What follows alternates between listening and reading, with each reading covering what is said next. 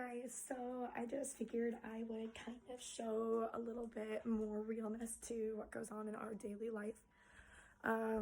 A lot of the time I wait until I'm calmed down to document, or even before I just get on to record. I just kind of make sure I'm level-headed, and I really feel like nobody gets to see the side of what goes on and what we go through. So it's now, let's see, 2 o'clock. I've been having a mad anxiety attack, or panic attack. I guess I personally don't know the difference still. My body feels the same regardless. I feel like I can't breathe. My body won't settle down. My stomach is sick. I feel like I have butterflies in my chest and in my throat. I don't know if you can't tell, but I can't stop like stimming, I guess. I constantly scratch or I rub, or in this case, I feel itchy or overwhelmed, so I just can't stop touching my neck. No matter how much I try, if I sit right now, I'd be shaking. There's moments where that rubbing, it starts to go to my head, and no matter what I do, my hands start to just want to go out to my head, really. It's almost like a natural tick. It's kind of a natural tick to want to just rub my neck and scratch. And sometimes when I was younger, I used to dig my nails into things. But as I've grown up, it's progressively gotten worse. And the anxiety and panic attacks, have become chronic to the point where I can't even leave my house. Work has basically become not an option for me. For a long, long time, I have tried to suffer through it and still get out the door, make it to work. And there'd be moments where I could force myself out the door. But then a second I'd get out the door, either I couldn't drive. There's been a couple times I've gotten in car accidents even. I'd be at work and I'd be physically ill. When I was not self-employed, when I actually had a, 9-to-5 job, I left work numerous times. So losing my job just due to lack of absences ended up being an issue. And then even now, I just get so worked up and overwhelmed that I just can't function, and when you have a daughter, let alone a child in general, or a job or life, and you have this chronic anxiety that doesn't go away, and meds don't help, guys. So for any of you sitting there saying, well, go see someone and get put on meds, well, we've done it. I've done it. I tried it all. We've done it since I was 16, and regardless of what they put me on or any techniques I tried, no matter what, the anxiety never went away and actually became worse throughout my life. And now I've experienced so much trauma, and my overstimulation plays in a hand with my anxiety, and it's just like a crumbling downward spiral. So, if you guys ever have somebody in your life that you notice has symptoms where it just seems like they never want to leave, or they constantly are late, or, you notice the same patterns in people, maybe find out if there's a deeper lying problem. I even know from outsider experience that there's been times where I've had a couple friends that, in the past that would blow me off, or, always be delayed to make it to things, or, not be able to show up when they said they're going to, and it would always upset me. And, I hated being blown off, and after a while it really overwhelmed me and pissed me off. But then now as an adult, and I, chronically can't even get out of my house, let alone with my own child. And a lot of this is also from Ashland too. We were already overwhelmed at Walmart. It was a very, very long shopping trip, and somebody stopped us there for something that was unnecessary. And after seeing Ashland getting overwhelmed, and I was getting overwhelmed, this person wouldn't stop. They just kept talking and talking and talking, and I kept trying to cut the conversation and be nice about it, but, stop the conversation, and they wouldn't stop. So then that kind of just progressed, the overstimulation between Ashland and then I, and, all day it's been worse since. So, we came home after Walmart, and we tried doing lunch. We tried doing a nap, and Ashland's been just throwing a fit since. She has been throwing her toys everywhere. She just has been in a really grumpy, angry mood. And then as soon as I try to, be sweet to her, regardless of how I react to it. I'm not going to sit and explain myself. No matter how I help my own child. Sometimes when she's in these moods, and even myself, there's no forcing the calming down. It kind of just has to happen on its own. Sorry, I don't know if you guys can tell. I'm now moving to my hands. and because of Ashlyn's throwing a fit, I tried laying her down. We laid in her for over an hour and a half, and she threw a fit. She screamed bloody murder. That's another story of its own. But now that she's awake, she's in the living room playing right now. I kind of just walked away to get a break from her.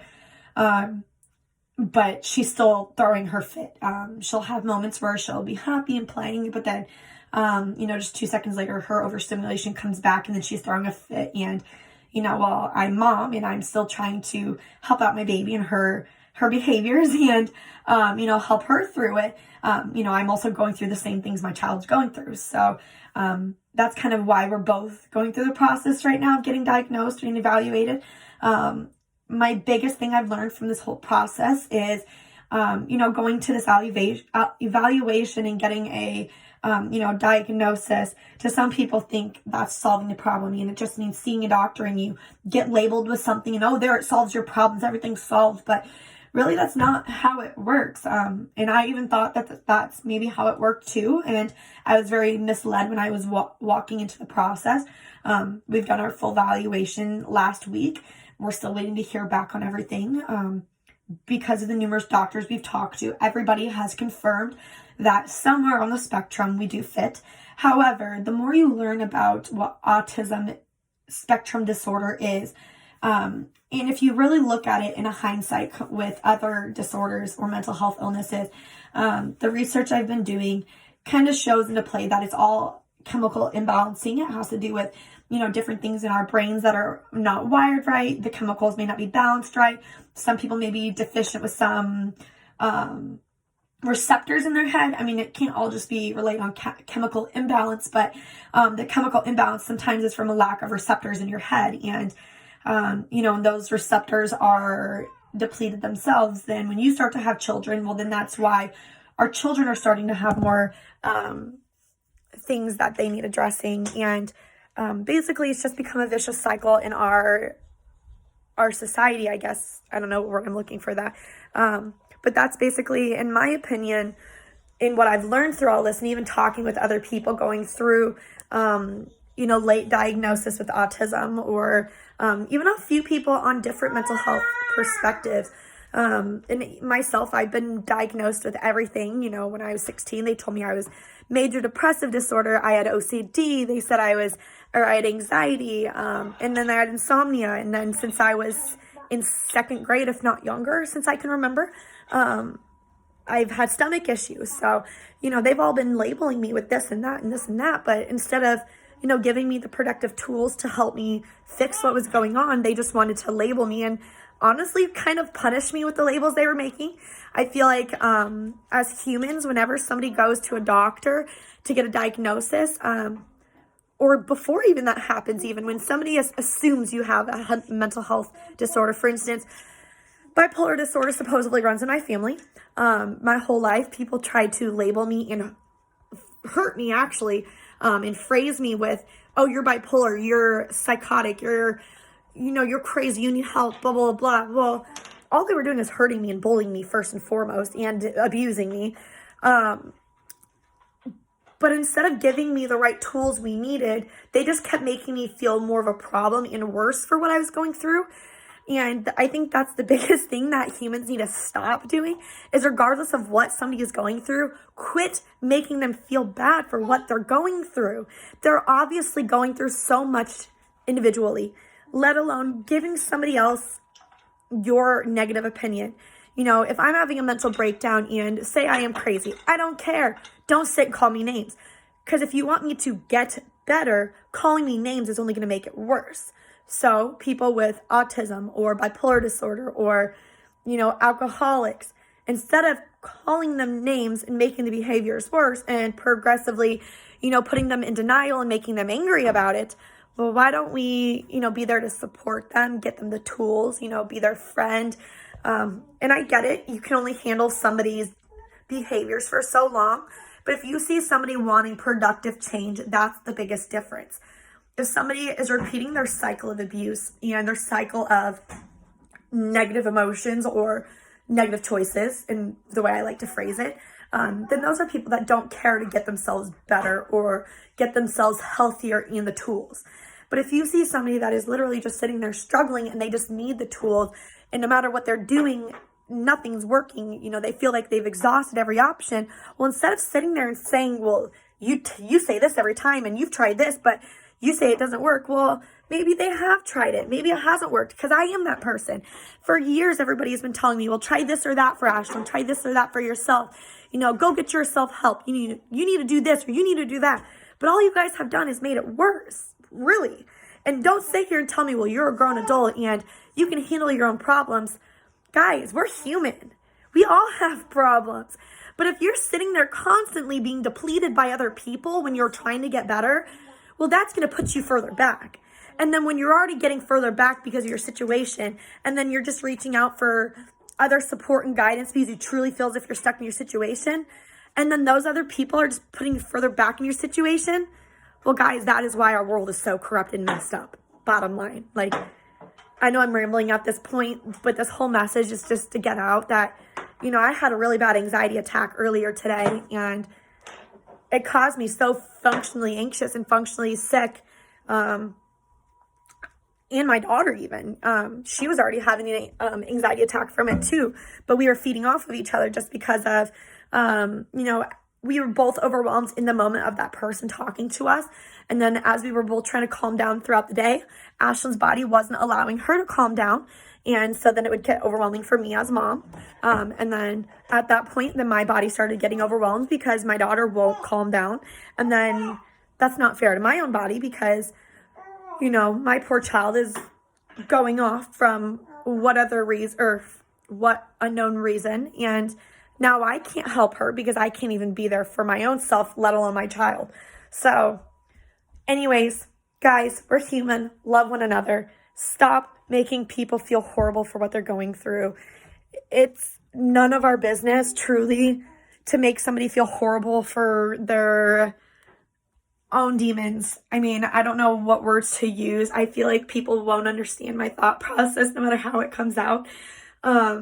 So the shortest way I can phrase this is stop judging everybody, stop putting everybody down, love one another, and just genuinely understand that no one is perfect. There's not one way to live. And I genuinely believe that there is so much in this world that needs to be changed for everybody because it's not fun living in chronic anxiety. And for anybody else that goes through it like me, I give you so much love and strength. And some people probably wonder why we do the things we do at home and, why people that are going through horrible situations, they kind of wonder why you preach about it. Well, to be honest, talking about it and sharing my situation and even just recording this video now, I don't know if anybody's noticed, but I've entirely calmed down just being able to vent through a video. So if I'm, trying to vent through other people and those people I'm venting to are causing my anxiety worse, well, then turning to video diaries and, podcasts and journaling, well, that's sometimes the only way out for everybody else. So thank you for everybody that sticks along and supports me. And I want to be there for anybody else going through the same situation. So if anybody is watching this and you're like, oh my God, I relate to this girl, please message me. I obviously don't want to feel alone. If you're watching this and you feel alone, well, let's connect. Let's talk more. And if you're watching this and you have nothing nice to say, unfollow me, unfriend me, stop. Just leave me alone. Don't give me your negative advice, comments, feedback. I don't care to hear it. I really don't. I understand that no matter what you post on social media, there's always going to be that one person that comes back at you. But all I have to say, guys, is don't waste your time because I don't care to hear it. You're not going to get feedback from me. I'm not going to retaliate. I will simply just delete your message and then I'll block you. So just save yourself the time and me. And save me the anxiety attack too, because little do you know, your one nasty comment, although I will delete you and not feed into it, you will probably deplete my day and then it affects myself and my child. And how fair is that? It's not. So that now falls back on love everybody because you don't know what everybody's going through. Bye guys. Love you.